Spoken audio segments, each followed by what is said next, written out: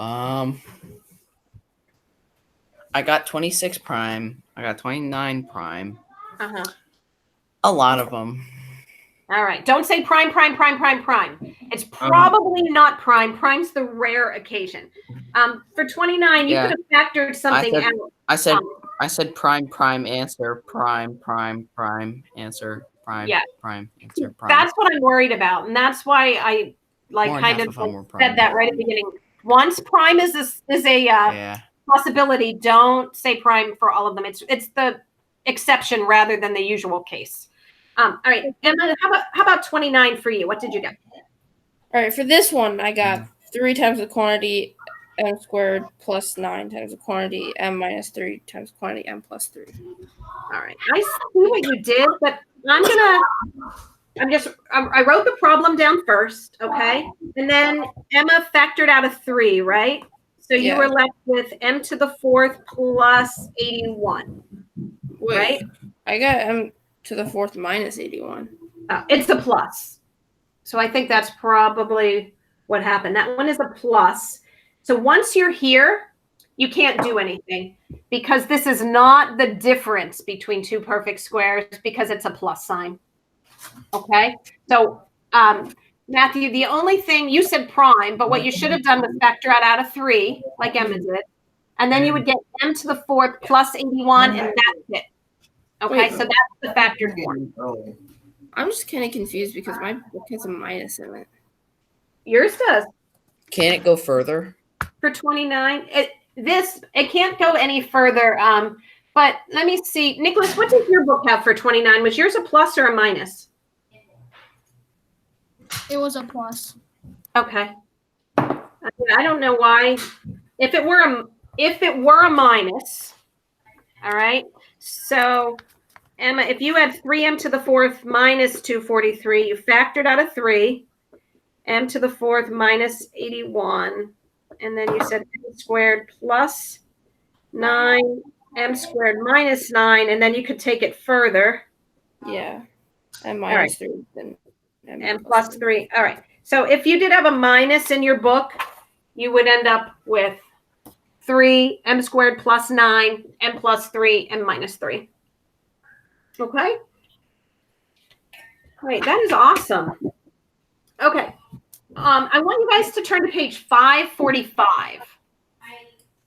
545 has a review kind of all the problems we've been doing. I want us to work on a few of those. So let's look at number 54. A water tank has a volume represented by 2x squared y to the 4th minus 32x squared. Is the polynomial a difference of 2 squares? Yes or no? Gavin, are you on the right page with me? Are you on 545? Lauren, are you on page 545? Yes.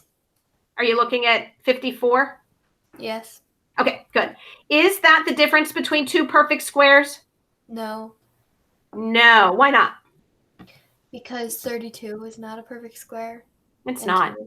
And neither is 2. So, yep. So 54A is a big no. 54B says which expression shows how to factor out the greatest common factor. So we could either factor out a 2 or a 2x squared, and then we're left with some things. So Nathan, I want you to take a look at it. All right. We have 2x to the 2nd, y to the 4th, minus 32x squared. What should I factor out of that, Nathan? You should factor out a y to 4th and 16. Now, first thing I want you to do is look at your numbers. 2 and 32. What's the biggest thing you could divide both of those by? What's the biggest? 2. So I'm going to factor out a 2. And then I'm going to look at my x's. Do they both have x's? Yeah. What's the highest power that they have in common? X to the 1. Second power. All right, so I'm going to factor that out. Do they both have y's? No. Okay, no, so I can't factor out any y's. So I'm going to factor out 2x squared. And I'm going to be left with y to the 4th minus 16. Minus 16. And they didn't take it any further. So which one is that? A, B, C, or D? That's B. B. Good. We would be able to factor further, but they just wanted to know what you got when you took out the greatest common factor, which was 2x squared. All right. So Nathan, always remember that. Look at your numbers first and then the letters that you have in common. Okay. Okay. Part C says, which any pattern can be used to factor the resulting expression in part B? So this is the resulting expression, Emma.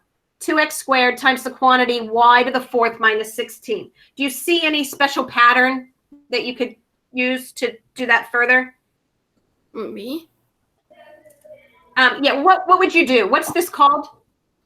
The difference of a perfect square. Yeah, okay, good.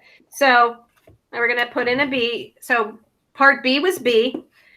Part C is difference of perfect squares. All right, so for part C, you're saying difference of perfect squares. And then they want to know for part D what the complete factorization would look like. All right, so Nathan took us to here. You guys are going to have to factor it completely. We're going to stop there so you'll be ready for your next class. But this is the page I want you to do for homework. So you're going to start with part D, 54D. And then you're going to do 55. I don't want you to do 56. So you can cross off 56. All right. But you could do 57, 58, 59, 60. For 61, they just really want you to factor it. They give you like a whole story about a swimming pool, but just factor it. And 62. So I want you to work on that page, 545, but not number 56, okay? Okay. I'm going to write that down so you guys can see it. Page 545, not number 56. Thank you, Miss Palmer. Don't worry about that one. You're welcome. If you guys need any help, come see me between 2 to 3. Okay. Under Palmer. Right. Okay. All right. I'll see you later. Have a good Bye. day. Bye-bye.